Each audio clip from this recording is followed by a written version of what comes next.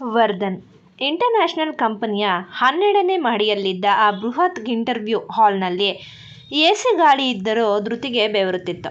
ಅವಳ ಪಕ್ಕದಲ್ಲೇ ಕುಳಿತಿದ್ದ ಭವ್ಯ ತನ್ನ ಕೈಗಳನ್ನು ಗಟ್ಟಿಯಾಗಿ ಇಸುಕುತ್ತಿದ್ದಳು. ರೂಮ್ನ ಮಧ್ಯದಲ್ಲಿದ್ದ ದೊಡ್ಡ ಗಾಜಿನ ಟೇಬಲ್ನ ಆ ಕಡೆ 3 ಜನ ಹಿರಿಯ HR ಮ್ಯಾನೇಜರ್ಗಳು ಕುಳಿತಿದ್ದರು. ಬಾಗಿಲು ತೆರೆದು ಒಳಗೆ ಹೆಜ್ಜೆ ಇಟ್ಟ ವ್ಯಕ್ತಿಯನ್ನು ನೋಡಿ ಧೃತಿಯ ಎದೆಯ ಬಡಿತ ಒಂದು ಕ್ಷಣ ನಿಂತೇ ಹೋಯಿತು. ಕಪ್ಪು ಬ್ಲೇಸರ್ ಬದಲಿಗೆ ಈಗ ಗಾಢ ನೀಲಿ ಬಣ್ಣದ ಬ್ರ್ಯಾಂಡೆಡ್ ಸೂಟ್ ಧರಿಸಿ ಶರ್ಟ್ ಬದಲಾಯಿಸಿಕೊಂಡು ಒಳಗೆ ಬಂದವನು ಬೇರೆ ಯಾರೂ ಅಲ್ಲ. ಕೆಳಗೆ ಲಾಬಿಯಲ್ಲಿ ಯಾರಿಗೆ ಧೃತಿ ಸ್ವಾಭಿಮಾನದ ಪಾಠ ಮಾಡಿ ಬಂದಿದ್ದಳೋ ಅದೇ ಅಹಂಕಾರದ ಮೂರ್ತಿ ಶೌರ್ಯವರ್ಧನ್. ಗುಡ್ ಮಾರ್ನಿಂಗ್ ಸರ್ ಎಂದು 3 ಜನ HRಗಳು ತಟ್ಟನೆ ಎದ್ದು ನಿಂತು ಗೌರವದಿಂದ ತಲೆಬಾಗಿಸಿದರು. ಶೌರ್ಯ ಯಾರನ್ನೂ ನೋಡದೆ ತನ್ನ ತೀಕ್ಷ್ಣ ಕಣ್ಣುಗಳನ್ನು ಒಮ್ಮೆ ಧೃತಿಯ ಮುಖದ ಮೇಲೆ ನೆಟ್ಟನು. ಅವನ ತುಟಿಯಂಚಿನಲ್ಲಿ ಒಂದು ಕ್ರೂರವಾದ ಗೆಲುವಿನ ನಗು ಮೂಡಿತ್ತು. ಅವನು CEOಗಾಗಿ ಮೀಸಲಾಗಿದ್ದ ದೊಡ್ಡ ಹೈ ಬ್ಯಾಕ್ ಲೆದರ್ ಚೇರ್ನಲ್ಲಿ ರಾಯಲ್ ಆಗಿ ಬಂದು ಕುಳಿತುಕೊಂಡನು. ಕಾಲುಗಳ ಮೇಲೆ ಕಾಲು ಹಾಕಿಕೊಂಡು ಟೇಬಲ್ ಮೇಲಿದ್ದ ಧೃತಿ ಮತ್ತು ಭವ್ಯಳ ರೆಸ್ಯೂಮ್ ಫೈಲ್ಗಳನ್ನು ತನ್ನ ಕೈಗೆತ್ತಿಕೊಂಡನು. ರೂಮ್ನಲ್ಲಿ ಭಯಾನಕ ಮೌನ ಆವರಿಸಿತ್ತು. ಧೃತಿ ತನ್ನ ಉಸಿರನ್ನು ಬಿಗಿದು ಹಿಡಿದು ಕುಳಿತಿದ್ದಳು. ಅಯ್ಯೋ ದೇವ್ರೆ, ಈ ಅಹಂಕಾರಿ ಈ ಇಡೀ ಕಂಪನಿಯ ಒಡೆಯನ, ಇವನ ಕೈಗೆ ಸಿಕ್ಕಿಬಿದ್ದೇನಾ ಎಂದು ಅವಳ ಮನಸ್ಸು ಒದ್ದಾಡ್ತಿತ್ತು. ಶೌರ್ಯ ಮೊದಲು ಭವ್ಯಳ ಫೈಲ್ ನೋಡಿದನು. ಭವ್ಯ ರಾಜ್, ಅಕಾಡೆಮಿಕ್ಸ್ ಚೆನ್ನಾಗಿದೆ, ಎಲೆಕ್ಟ್ರಾನಿಕ್ಸ್ನಲ್ಲಿ ಪ್ರಾಜೆಕ್ಟ್ ಕೂಡ ಉತ್ತಮವಾಗಿದೆ ಎಂದು ಕಟುವಾದ ಧ್ವನಿಯಲ್ಲಿ ಹೇಳಿದವನೇ HR ಕಡೆ ತಿರುಗಿ, ಕಿರಣ್, ಇವಳನ್ನು ನಮ್ಮ ಟೆಸ್ಟಿಂಗ್ ಡಿಪಾರ್ಟ್ಮೆಂಟ್ಗೆ ಸೆಲೆಕ್ಟ್ ಮಾಡಿ ಆಫರ್ ಲೆಟರ್ ರೆಡಿ ಮಾಡಿ ಎಂದನು. ಭವ್ಯಳಿಗೆ ನಂಬಲೇ ಆಗಲಿಲ್ಲ. Thank you so much sir ಎಂದು ಆನಂದ ಬಾಷ್ಪ ಸುರಿಸುತ್ತಾ ಧೃತಿಯ ಕೈಯನ್ನು ಗಟ್ಟಿಯಾಗಿ ಒತ್ತಿದಳು. ಶೌರ್ಯ ಗಂಭೀರವಾಗಿ, ಭವ್ಯ, ನೀವು ಹೊರಗೆ ಕಾಯಬಹುದು. I need to interview this candidate personally ಎಂದನು ಧೃತಿಯ ಫೈಲ್ ಕಡೆ ಬೆರಳು ತೋರಿಸುತ್ತಾ. ಭವ್ಯ ಗಾಬರಿಯಿಂದ ಧೃತಿಯನ್ನು ಒಮ್ಮೆ ನೋಡಿ ರೂಮ್ನಿಂದ ಹೊರನಡೆದಳು. ಈಗ ವಿಶಾಲವಾದ ರೂಮ್ನಲ್ಲಿ ಉಳಿದಿದ್ದು ಕೇವಲ 5 ಜನ. 3 ಜನ HRಗಳು ಮತ್ತು ಮುಖಾಮುಖಿಯಾಗಿ ಶೌರ್ಯ ಹಾಗೂ ಧೃತಿ. ಶೌರ್ಯ ಧೃತಿಯ ಫೈಲನ್ನು ತಿರುವುತ್ತಾ ಅವಳ ಕಣ್ಣುಗಳನ್ನು ನೇರವಾಗಿ ದಿಟ್ಟಿಸಿ ಹೇಳಿದ, Dhriti Hegde, university topper, gold medallist. ಆದರೆ ನಮ್ಮ ಕಂಪನಿಗೆ ಕೇವಲ ಮಾರ್ಕ್ಸ್ ಇದ್ದರೆ ಸಾಲದು. ಇಲ್ಲಿ ಕೆಲಸ ಮಾಡಬೇಕಾದ್ರೆ ಒಂದು ಶಿಸ್ತು, ಎದುರಿಗಿರುವವರ ಯೋಗ್ಯತೆ ಮತ್ತು ಸ್ಥಾನಕ್ಕೆ ಗೌರವ ಕೊಡುವ ಬುದ್ಧಿ ಇರಬೇಕು. ಅದು ನಿನ್ನ ಹತ್ರ ಇದ್ದಂತೆ ಕಾಣ್ತಿಲ್ಲ. ಅವನ ಮಾತಿನಲ್ಲಿದ್ದ ವ್ಯಂಗ್ಯ ಧೃತಿಗೆ ತಟ್ಟಿತ್ತು. ಆದರೆ ಅವಳು ಈಗ ಹೆದರಿ ಹಿಂದೆ ಸರಿಯುವ ಹುಡುಗಿಯಾಗಿರಲಿಲ್ಲ. ಅವಳು ತನ್ನ ಧ್ವನಿಯನ್ನು ಸ್ಥಿರವಾಗಿಟ್ಟುಕೊಂಡು ಹೇಳಿದಳು, ಸರ್, ಸ್ಥಾನಕ್ಕೆ ಗೌರವ ಖಂಡಿತ ಕೊಡಬೇಕು. ಆದರೆ ಗೌರವ ಅನ್ನೋದು ಕೊಟ್ಟು ತಗೊಳ್ಬೇಕಾದದ್ದು. ಯೋಗ್ಯತೆ ಬಟ್ಟೆಯ ಮೇಲಿರಲ್ಲ, ವ್ಯಕ್ತಿತ್ವದಲ್ಲಿರುತ್ತೆ ಅಂತ ನಾನು ನಂಬಿದ್ದೇನೆ. ಶೌರ್ಯನ ಕಣ್ಣುಗಳು ಕಿರಿದಾದವು. ಪಕ್ಕದಲ್ಲಿದ್ದ HRಗಳು ಧೃತಿಯ ಧೈರ್ಯ ನೋಡಿ ಬೆವತು ಹೋಗಿದ್ರು. CEO ಎದುರು ಹೀಗೆ ಮಾತನಾಡುವ ಧೈರ್ಯ ಯಾರಿಗೂ ಇರಲಿಲ್ಲ. Okay, let's see your talent. ಶೌರ್ಯ ಫೈಲನ್ನು ಟೇಬಲ್ ಮೇಲೆ ಬಿಸಾಕಿದನು. ನಮ್ಮ ಹೊಸ ಸೆಮಿಕಂಡಕ್ಟರ್ ಪ್ರಾಜೆಕ್ಟ್ನಲ್ಲಿ ಒಂದು ದೊಡ್ಡ ತಾಂತ್ರಿಕ ದೋಷವಿದೆ. ಇಡೀ ದೇಶದ ಟಾಪ್ ಇಂಜಿನಿಯರ್ಗಳು 3 ದಿನಗಳಿಂದ ಅದಕ್ಕೆ ಪರಿಹಾರ ಹುಡುಕುತ್ತಿದ್ದಾರೆ. ಆದರೆ ಸಾಧ್ಯವಾಗಿಲ್ಲ. ನೀನು ಗೋಲ್ಡ್ ಮೆಡಲಿಸ್ಟ್ ಅಲ್ವಾ? ಈ ಡಯಾಗ್ರಾಮ್ ನೋಡು. ಇದರಲ್ಲಿರೋ ತಪ್ಪು 5 ನಿಮಿಷದಲ್ಲಿ ಕಂಡು ಹಿಡಿದ್ರೆ ಕೆಲಸ ನಿನ್ನದು. ಇಲ್ಲದಿದ್ದರೆ ನಿನ್ನ ಈ ಇಡೀ ಫೈಲ್ ಅನ್ನು ನಾನಿಲ್ಲಿ ಕಸಬುಟ್ಟಿಗೆ ಹಾಕ್ತೀನಿ. ಅವನು ಒಂದು ಕಠಿಣವಾದ ಸರ್ಕ್ಯೂಟ್ ಡಯಾಗ್ರಾಮ್ ಪ್ರಿಂಟೌಟ್ ಅನ್ನು ಅವಳ ಮುಂದೆ ತಳ್ಳಿದನು. ಇದು ಒಬ್ಬ ಫ್ರೆಷರ್ಗೆ ಉತ್ತರಿಸಲು ಅಸಾಧ್ಯವಾದ ಪ್ರಶ್ನೆಯಾಗಿತ್ತು. HRಗಳಿಗೆ ಗೊತ್ತು, ಶೌರ್ಯ ಅವಳನ್ನು ರಿಜೆಕ್ಟ್ ಮಾಡಲೆಂದೇ ಸಂಚು ರೂಪಿಸಿದ್ದಾನೆ ಎಂದು. ಧೃತಿ ಆ ಪೇಪರ್ ಕೈಗೆತ್ತಿಕೊಂಡಳು. ಮೊದಲ 2 ನಿಮಿಷ ಅವಳ ತಲೆ ಓಡಲಿಲ್ಲ. ತುಂಬ ಜಟಿಲವಾದ ಸರ್ಕ್ಯೂಟ್ ಅದಾಗಿತ್ತು. ಶೌರ್ಯ ಗಡಿಯಾರ ನೋಡುತ್ತಾ ಕುಹುಕಾಗಿ ನಗುತ್ತಿದ್ದ. ಧೃತಿ ಕಣ್ಣು ಮುಚ್ಚಿ ಒಂದು ಕ್ಷಣ ತನ್ನ ತಾಯಿಯ ಮುಖವನ್ನು ನೆನಪಿಸಿಕೊಂಡಳು. ನಾನು ಸೋಲಬಾರದು, ನನ್ನ ಅಮ್ಮನಿಗಾಗಿ ನಾನು ಗೆಲ್ಲಬೇಕು. ಅವಳು ಮರುಕ್ಷಣವೇ ತೀಕ್ಷ್ಣವಾಗಿ ಆ ಡಯಾಗ್ರಾಮ್ ಗಮನಿಸಿದಳು. ಕಾಲೇಜಿನ ಕೊನೆಯ ವರ್ಷದಲ್ಲಿ ಅವಳು ಮಾಡಿದ ರಿಸರ್ಚ್ ಪೇಪರ್ ನೆನಪಿಗೆ ಬಂತು. ಅವಳ ಕಣ್ಣುಗಳು ಸರ್ಕ್ಯೂಟ್ನ ಒಂದು ನಿರ್ದಿಷ್ಟ ಜಂಕ್ಷನ್ ಮೇಲೆ ನಿಂತವು. ತುಟಿಯ ಮೇಲೆ ನಗು ಮೂಡಿತ್ತು. ಪೇಪರನ್ನು ಮತ್ತೆ ಶೌರ್ಯನ ಮುಂದೆ ಇಡುತ್ತಾ ಹೇಳಿದಳು, ಸರ್, ಇಲ್ಲಿ ತಪ್ಪು ಡಯಾಗ್ರಾಮ್ನಲ್ಲಿ ಇಲ್ಲ, ನಿಮ್ಮ ಇಂಜಿನಿಯರ್ಗಳ ಯೋಚನೆಯಲ್ಲಿದೆ. ಈ ಫೀಡ್ಬ್ಯಾಕ್ ಲೂಪ್ನಲ್ಲಿ ಬಳಸಿರುವ ರೆಸಿಸ್ಟೆನ್ಸ್ ಮೌಲ್ಯ ತಪ್ಪು. ಇಲ್ಲಿ R1 ಬದಲು R2 ಗ್ರೇಡ್ ಕೆಪಾಸಿಟರ್ ಬಳಸಿದರೆ ಥರ್ಮಲ್ ರನ್ವೇ ಆಗಲ್ಲ. ಇಷ್ಟೇ ಸರಳವಾದ ತಪ್ಪು. ಅಲ್ಲಿ ಕುಳಿತಿದ್ದ ಚೀಫ್ ಟೆಕ್ನಿಕಲ್ HR ಬಾಯಿ ತೆರೆದರು. ಮೈ ಗಾಡ್, ಹೌದಲ್ಲ, ನಾವು ಇದನ್ನು ಯೋಚನೆಯೇ ಮಾಡಿರಲಿಲ್ಲ sir. She is absolutely right. ಶೌರ್ಯನಿಗೆ ದೊಡ್ಡ ಆಘಾತವಾಗಿತ್ತು. ಅವಳ ಬುದ್ಧಿವಂತಿಕೆ ಮತ್ತು ಈ ಕಣ್ಣ ಕೊರೈಸುವ ಧೈರ್ಯ ಅವನನ್ನು ಒಳಗೊಳಗೆ ಅಲುಗಾಡಿಸಿತ್ತು. ಕೋಪವಿದ್ರೂ ಒಬ್ಬ ಸಮರ್ಥ ಉದ್ಯಮಿಯಾಗಿ ಅವಳ ಟ್ಯಾಲೆಂಟನ್ನು ರಿಜೆಕ್ಟ್ ಮಾಡಲು ಅವನಿಗೆ ಸಾಧ್ಯವಾಗಲಿಲ್ಲ. ಅವಳನ್ನು ತನ್ನ ಕಣ್ಣ ಮುಂದೆಯೇ ಇಟ್ಟುಕೊಂಡು ಅವಳ ಈ ಗರ್ಭವನ್ನು ಮುರಿಯಬೇಕು ಎಂದು ಅವನು ನಿರ್ಧರಿಸಿದನು. ಶೌರ್ಯ ನಿಧಾನವಾಗಿ ಎದ್ದು ನಿಂತು ಕೋಪವನ್ನು ಹತ್ತಿಕ್ಕುತ್ತಾ ಹೇಳಿದ, ವೆಲ್ ಧೃತಿ ಹೆಗ್ಡೆ, ನೀನು ಸೆಲೆಕ್ಟ್ ಆಗಿದ್ದೀಯಾ. ಆದರೆ ನೆನಪಿಡು, ಇದು ವರ್ಧನ್ ಗ್ರೂಪ್. ಇಲ್ಲಿ ತಪ್ಪು ಮಾಡಿದರೆ ಕ್ಷಮೆ ಇಲ್ಲ. ನಾಳೆಯಿಂದಲೇ ನೀನು ನನ್ನ ಅಸಿಸ್ಟೆಂಟ್ ಟೀಮ್ನಲ್ಲಿ ಜಾಯ್ನ್ ಆಗ್ತಿದ್ದೀಯಾ. ನಿನ್ನ ಈ ಆ್ಯಟಿಟ್ಯೂಡ್ ನನ್ನ ಆಫೀಸ್ನಲ್ಲಿ ಎಷ್ಟು ದಿನ ಇರುತ್ತೆ ಅಂತ ನಾನು ನೋಡ್ತೀನಿ. ಅಷ್ಟು ಹೇಳಿ ಶೌರ್ಯ ಬಿರುಗಾಳಿಯಂತೆ ರೂಮ್ನಿಂದ ಹೊರ ನಡೆದನು. ಧೃತಿ ತನು ಮನ ಹಗುರಾದಂತೆ ನಿಟ್ಟುಸಿರು ಬಿಟ್ಟಳು. ಅವಳಿಗೆ ಕೆಲಸ ಸಿಕ್ಕಿತ್ತು.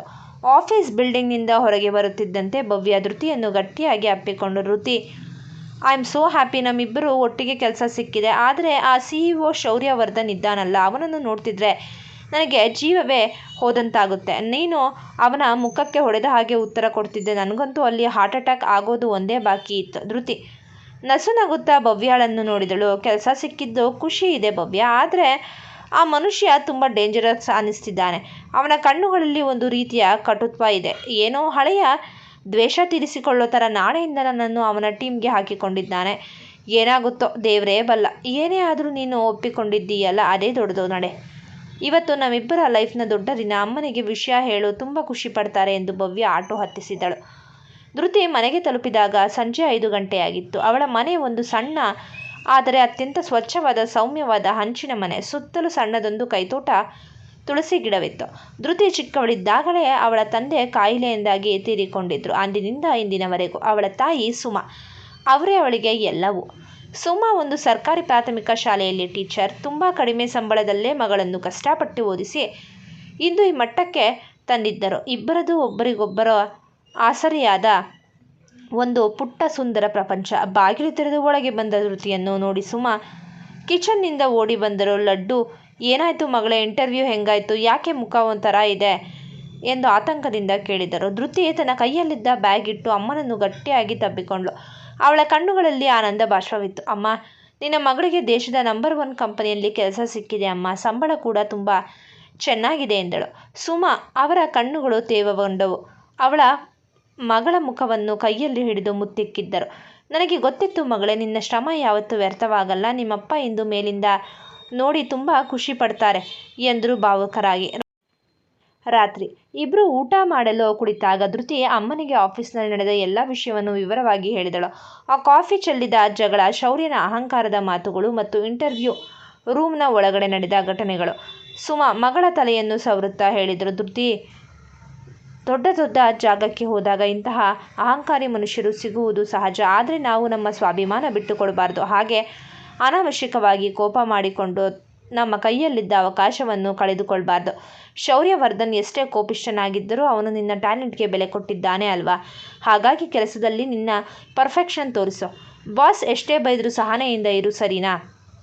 ಸರಿ ಅಮ್ಮ, ನೀನು ಹೇಳ್ದ ಹಾಗೆ ಕೇಳ್ತೀನಿ. ಆದರೆ ಆ ಮನುಷ್ಯನ ಮುಖ ನೋಡಿದರೆ ನನಗೆ ಯಾಕೋ ಬೆಳಗ್ಗೆ ಬಿದ್ದ ಆ ಕರಾಳ ಕನಸೇ ನೆನಪಿಗೆ ಬರುತ್ತೆ. ಆ ಕನಸಿನಲ್ಲಿ ನನ್ನ ಹಿಂದೆ ಬಿದ್ದಿದ್ದ ಕಪ್ಪು ಕೋಟಿನ ವ್ಯಕ್ತಿಯ ಕಣ್ಣುಗಳು ಮತ್ತು ಈ ಶೌರ್ಯನ ಕಣ್ಣುಗಳು ಒಂದೇ ಥರ ಇವೆ ಅನಿಸುತ್ತೆ ಎಂದು ಧೃತಿ ಕಿಟಕಿಯ ಹೊರಗೆ ನೋಡುತ್ತಾ ಯೋಚನೆಯಲ್ಲಿ ಮುಳುಗಿದ್ದಳು.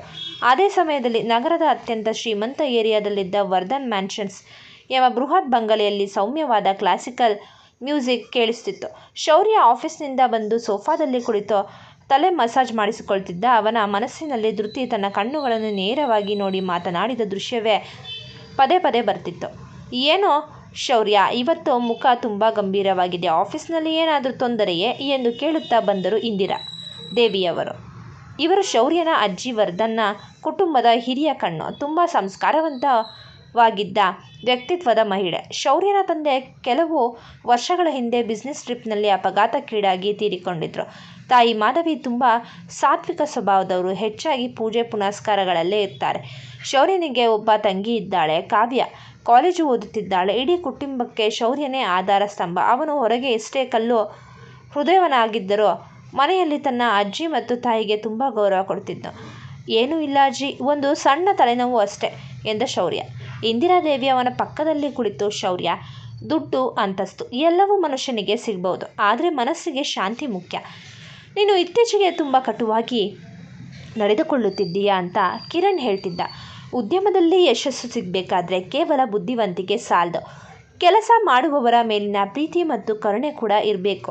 ನಿನ್ನ ತಂದೆ ಹಾಗೆ ಬಿಸ್ನೆಸ್ ಬೆಳೆಸಿದ್ದು ಎಂದು ಪ್ರಬುದ್ಧವಾಗಿ ಬುದ್ಧಿವಾದ ಹೇಳಿದರು. ಶೌರ್ಯ ಅಜ್ಜಿಯ ಕೈ ಹಿಡಿದು, ಗೊತ್ತು ಅಜ್ಜಿ, ಆದರೆ ಇವತ್ತು ಆಫೀಸ್ನಲ್ಲಿ ಒಬ್ಬಳು ಹುಡುಗಿ ಸಿಕ್ಕಿದ್ಲು. ಅವಳ ಅಹಂಕಾರ ಇಲ್ಲ, ಅವಳ ಧೈರ್ಯ ನನ್ನನ್ನೇ ಪ್ರಶ್ನಿಸುವಂತಿತ್ತು ಎಂದನು ನಿಧಾನವಾಗಿ. ಹಾಗಾದರೆ ಅವಳು ಸಾಮಾನ್ಯ ಹುಡುಗಿಯಾಗಿರಲು ಸಾಧ್ಯವಿಲ್ಲ. ಯಾರು ನಿನ್ನ ತಪ್ಪುಗಳನ್ನು ನಿನ್ನ ಮುಖದ ಮುಂದೆ ಹೇಳ್ತಾರೋ ಅವರೇ ನಿನಗೆ ನಿಜವಾದ ಹಿತೈಷಿಗಳು ಎಂದು ಅಜ್ಜಿ ಮುಗುಳ್ನಕ್ಕರು. ಶೌರ್ಯ ಏನೂ ಮಾತನಾಡದೆ ತನ್ನ ರೂಮ್ಗೆ ಹೋದನು. ಕಿಟಕಿಯ ಬಳಿ ನಿಂತು ಆಕಾಶವನ್ನು ನೋಡುತ್ತಾ, ನಾಳೆಯಿಂದ ನನ್ನ ಸಾಮ್ರಾಜ್ಯಕ್ಕೆ ಬರ್ತಿದ್ದೀಯಾ ಧೃತಿ ಹೆಗಡೆ? ನಿನ್ನ ಆ ಧೈರ್ಯ ಮತ್ತು ಆಟಿಟ್ಯೂಡ್ ನನ್ನ ಮುಂದೆ ಎಷ್ಟು ದಿನ ಗೆಲ್ಲುತ್ತೆ ಅಂತ ನಾನು ನೋಡ್ತೀನಿ ಎಂದು ಹಲ್ಲು ಕಚ್ಚಿ ಸ್ವಾಗತ ಮಾಡಿಕೊಂಡನು. ಬೆಳಗಿನ ಸೂರ್ಯನ ಎಳೆಬಿಸಿಲು ಧೃತಿಯ ಮನೆಯ ಕೈತೋಟದಲ್ಲಿ ತುಳಸಿ ಗಿಡದ ಮೇಲೆ ಬಿದ್ದಿತ್ತು. ಹಿಂದಿನ ದಿನಗಳಂತೆ ಆ ಭಯಾನಕ ಕನಸು ಇಂದು ಬೀಳದಿದ್ದರು. ಹೊಸ ಕೆಲಸದ ಮೊದಲ ದಿನ ಟೆನ್ಷನ್ ಧೃತಿಯ ಮುಖದಲ್ಲಿ ಎದ್ದು ಕಾಣ್ತಿತ್ತು. ತಿಳಿ ನೀಲಿ ಬಣ್ಣದ ಫಾರ್ಮಲ್ ಕುರ್ತಾ ಮತ್ತು ಬಿಳಿ ಪ್ಯಾಂಟ್ ಧರಿಸಿ, ತಲೆಗೂದಲನ್ನು ಅಚ್ಚುಕಟ್ಟಾಗಿ ಜಡೆ ಹಾಕಿ, ಕೈಯಲ್ಲಿ ಹೊಸ ಆಫೀಸ್ ಬ್ಯಾಗ್ ಹಿಡಿದು ಧೃತಿ ರೆಡಿಯಾಗಿದ್ಲು. ಲಡ್ಡು, ಈಗೋ ಮೊಸರು ಸಕ್ಕರೆ ತಿಂದು ಹೊರಡು, ಮೊದಲ ದಿನ ಒಳ್ಳೆಯದಾಗತ್ತೆ ಎನ್ನುತ್ತಾ ಸುಮಾ ಬಟ್ಟಲನ್ನು ಮಗಳ ಬಾಯಿಗೆ ಇಟ್ಟರು. ಧೃತಿ ಅದನ್ನು ತಿಂದು ಅಮ್ಮನ ಕಾಲಿಗೆ ಬಿದ್ದು ನಮಸ್ಕರಿಸಿದಳು. ಅಮ್ಮ, ಶೌರ್ಯವರ್ಧನ್ ಆಫೀಸ್ನಲ್ಲಿ ಎಷ್ಟೇ ಕಿರಿಕಿರಿ ಮಾಡಿದ್ರು ನಾನು ಕೋಪ ಮಾಡ್ಕೊಳ್ಳಲ್ಲ. ನೀನು ಹೇಳಿಕೊಟ್ಟ ಹಾಗೆ ಸಹನೆಯಿಂದ ಇರ್ತೀನಿ ಎಂದು ಮುಗುಳ್ನಕ್ಕು ಮನೆಯಿಂದ ಹೊರಟಳು. ಮೇನ್ ರೋಡ್ಗೆ ಬರುತ್ತಿದ್ದಂತೆ ಆಟೋವೊಂದರಲ್ಲಿ ಭವ್ಯ ಈಗಾಗಲೇ ಕುಳಿತು ಕೈ ಬೀಸುತ್ತಿದ್ಲು. ಭವ್ಯ ಹಳದಿ ಬಣ್ಣದ ಸಲ್ವಾರ್ ಸೂಟ್ನಲ್ಲಿ ಮಿಂಚುತ್ತಿದ್ಲು. ಧೃತಿ ಆಟೋ ಹತ್ತಿ ಕುಳಿತುಕೊಳ್ಳುತ್ತಿದ್ದಂತೆ ಭವ್ಯ ಅವಳ ಕೈ ಹಿಡಿದು ಜೋರಾಗಿ ಒತ್ತಿದಳು. ಧೃತಿ, ಮೈ ಗಾಡ್, ನನಗೆ ಇವತ್ತು ಬೆಳಗಿಂದ ಹೊಟ್ಟೆಯಲ್ಲಿ ಚಿಟ್ಟೆ ಓಡಾಡಿದ ಹಾಗೆ ಆಗ್ತಿದೆ ಗೊತ್ತಾ? ನಮ್ಮಿಬ್ಬರ ಲೈಫ್ನ ಅತಿ ದೊಡ್ಡ ದಿನ ಇವತ್ತು. ಆದರೆ ನನಗೆ ಆ ಬಿಸ್ನೆಸ್ ಟೈಕೂನ್ ಶೌರ್ಯನ ನೆನೆಸಿಕೊಂಡ್ರೆ ಮೈಯೆಲ್ಲ ನಡುಗತ್ತೆ. ಇವತ್ತು ಆಫೀಸ್ನಲ್ಲಿ ಅವನು ನಿನ್ನನ್ನೇ ಟಾರ್ಗೆಟ್ ಮಾಡ್ತಾನಾ ಹೇಗೆ ಎಂದು ಆತಂಕದಿಂದ ಕೇಳಿದಳು ಭವ್ಯ. ಧೃತಿ ಕಿಟಕಿಯ ಹೊರಗೆ ನೋಡುತ್ತಾ ಉತ್ತರಿಸಿದಳು, ನೋಡೋಣ ಭವ್ಯ, ಅವನು CEO ಇರ್ಬೋದು. ಅದಕ್ಕೆ ಅಂತ ನಾನು ತಪ್ಪು ಮಾಡದೇ ಇದ್ದಾಗ ಹೆದರಬೇಕಾದ ಅಗತ್ಯವಿಲ್ಲ. ನಮ್ಮ ಕೆಲಸ ನಾವು ಪರ್ಫೆಕ್ಟಾಗಿ ಮಾಡಿದರೆ ಅವನು ನಮ್ಮನ್ನೇನು ಮಾಡೋಕ್ಕೆ ಆಗಲ್ಲ. ನೀನು ನಿನ್ನ ಟೆಸ್ಟಿಂಗ್ ಡಿಪಾರ್ಟ್ಮೆಂಟ್ನಲ್ಲಿ ಆರಾಮಾಗಿ ಇರು. ನನ್ನನ್ನು ಅವನು ತನ್ನ ಅಸಿಸ್ಟೆಂಟ್ ಟೀಮ್ಗೆ ಹಾಕಿಕೊಂಡಿದ್ದಾನೆ ಅಷ್ಟೇ ಅಲ್ವಾ? ಅಷ್ಟೇ ಅಲ್ವಾ ಅಂತೀಯಲ್ಲೇ? CEO ಅಸಿಸ್ಟೆಂಟ್ ಅಂದರೆ ಇಡೀ ದಿನ ಕೆಂಡದಂತಹ ಕಣ್ಣುಗಳ ಶೌರ್ಯನ ಕಣ್ಣೆದುರಲ್ಲೇ ಇರಬೇಕು. ಆ ದೇವರೇ ನಿನ್ನನ್ನು ಕಾಪಾಡಬೇಕು ಎಂದು ಭವ್ಯ ತಮಾಷೆ ಮಾಡ್ತಾ ಧೃತಿಯ ಹೆಗಲ ಮೇಲೆ ತಲೆ ಇಟ್ಟುಕೊಂಡಳು. ಆಟೋ ಬೆಂಗಳೂರಿನ ಹೆದ್ದಾರಿಯಲ್ಲಿ ಸಾಗುತ್ತಾ ಆಫೀಸ್ ಬಿಲ್ಡಿಂಗ್ ತಲುಪುವಾಗ ಸಮಯ 9:15 ಆಗಿತ್ತು. ವರ್ಧನ್ ಇಂಟರ್ನ್ಯಾಷನಲ್ ಟವರ್ಸ್ನ ಒಳಗೆ ಹೆಜ್ಜೆ ಇಡುತ್ತಿದ್ದಂತೆ ಧೃತಿ ಮತ್ತು ಭವ್ಯಳಿಗೆ ಒಂದು ಹೊಸ ಜಗತ್ತೇ ಕಣ್ಣೆದುರು ತೆರೆದುಕೊಂಡಿತ್ತು. ಇಡೀ ಫ್ಲೋರ್ ಮಾರ್ಬಲ್ ಕಲ್ಲುಗಳಿಂದ ಹೊಳೆಯುತ್ತಿತ್ತು. ಸೆಕ್ಯೂರಿಟಿ ತಪಾಸಣೆ ಮುಗಿಸಿ ಇಬ್ಬರು ರಿಸೆಪ್ಷನ್ ಹತ್ತಿರ ಹೋದಾಗ ಇಲ್ಲಿ ಇವರಿಗಾಗಿ ಇಬ್ಬರು ಹಿರಿಯ ಅಧಿಕಾರಿಗಳು ಕಾಯ್ತಿದ್ರು. ಒಬ್ಬರು ಟೆಸ್ಟಿಂಗ್ ಡಿಪಾರ್ಟ್ಮೆಂಟ್ನ ಹೆಡ್ ರಘುನಾಥ್, ಸುಮಾರು 45 ವರ್ಷದ ಅನುಭವಿ ವ್ಯಕ್ತಿ. ಮತ್ತೊಬ್ಬರು CEO ಆಫೀಸ್ನ ಮುಖ್ಯ ಕಾರ್ಯನಿರ್ವಾಹಕ ಮ್ಯಾನೇಜರ್ ಕಿರಣ್ ಕುಮಾರ್. ಇವರು ಶೌರ್ಯನ ಬಲಗೈ ಬಂಟನಂತಿದ್ದರು. ಕಿರಣ್ ಧೃತಿಯನ್ನು ನೋಡಿ ಪ್ರೀತಿಯಿಂದ ನಗುತ್ತಾ, welcome to Vardhan group Dhriti Hegde ಮತ್ತು ಭವ್ಯ ರಾಜ್, ನಿಮಗೂ ಸ್ವಾಗತ. ನನ್ನ ಹೆಸರು ಕಿರಣ್, CEO ಶೌರ್ಯ ಸರ್ ಅವರ ಪರ್ಸನಲ್ ಮ್ಯಾನೇಜರ್ ಎಂದು ಪರಿಚಯಿಸಿಕೊಂಡು ರಘುನಾಥ್ ಭವ್ಯಳ ಕಡೆ ತಿರುಗಿ, ಭವ್ಯ, ನಿಮ್ಮ ಡಿಪಾರ್ಟ್ಮೆಂಟ್ 8ನೇ ಮಹಡಿಯಲ್ಲಿದೆ, ಬನ್ನಿ, ನಿಮ್ಮ ಜವಾಬ್ದಾರಿಗಳು ಮತ್ತು ಟೀಮ್ ಮೆಂಬರ್ಸ್ ಅನ್ನು ಪರಿಚಯಿಸ್ತೇನೆ ಎಂದರು. ಭವ್ಯ ಹೋಗುವ ಮುನ್ನ ಧೃತಿಗೆ ಒಮ್ಮೆ ಆಲ್ ದಿ ಬೆಸ್ಟ್ ಎಂದು ಸೈನ್ ಮಾಡಿ ರಘುನಾಥ್ ಅವರ ಹಿಂದೆ ಹೋದಳು. ಈಗ ಧೃತಿ ಮತ್ತು ಕಿರಣ್ ಮಾತ್ರ ಉಳಿದರು. ಕಿರಣ್ ಧೃತಿಯನ್ನು 50ನೇ ಮಹಡಿಗೆ ಕರೆದೊಯ್ಯಲು ಪ್ರತ್ಯೇಕವಾದ VIP ಲಿಫ್ಟ್ ಕಡೆಗೆ ಕರೆದುಕೊಂಡು ನಡೆದರು.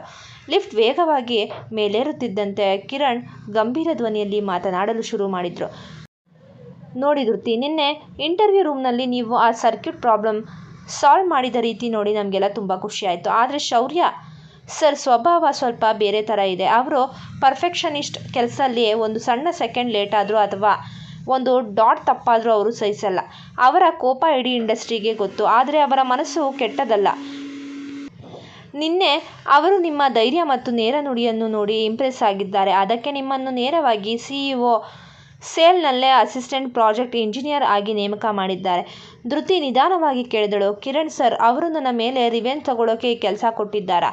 ಕಿರಣ್ ಸಣ್ಣದಾಗಿ ನಕ್ಕೋ, ಇರಬಹುದು ಅಥವಾ ನಿಮ್ಮ ಯೋಗ್ಯತೆಯನ್ನು ಪರೀಕ್ಷಿಸಲು ಇರಬಹುದು. ಆದರೆ ನೀವು ಹೆದರಬೇಡಿ, CEO ಆಫೀಸ್ನಲ್ಲಿ ಏನೇನೋ ನಿಯಮಗಳಿವೆ ಅಂತ ನಾನು ನಿಮಗೆ ವಿವರವಾಗಿ ಡಾಕ್ಯುಮೆಂಟ್ ಕೊಡ್ತೀನಿ. ಶೌರ್ಯ ಸರ್ ಇನ್ನು 15 ನಿಮಿಷದಲ್ಲಿ ಆಫೀಸ್ಗೆ ಬರ್ತಾರೆ. ಅದಕ್ಕೂ ಮುಂಚೆ ನಿಮ್ಮ ಡೆಸ್ಕ್ ರೆಡಿ ಮಾಡ್ಕೊಳ್ಳಿ ಎಂದರು. ಈ ನಮ್ಮ ಹೊಸ ಕತೆ ನಿಮಗೆ ಇಷ್ಟವಾಗಿದ್ದಲ್ಲಿ ಕಥೆಯನ್ನು ವೀಕ್ಷಿಸಿದ ನಂತರ ದಯಮಾಡಿ ನಮ್ಮ ಚಾನಲ್ಗೆ ಸಬ್ಸ್ಕ್ರೈಬ್ ಮಾಡಿ, ಶೇರ್ ಮಾಡಿ ಮತ್ತು ಪ್ರೋತ್ಸಾಹಿಸಿ. ಧನ್ಯವಾದಗಳು.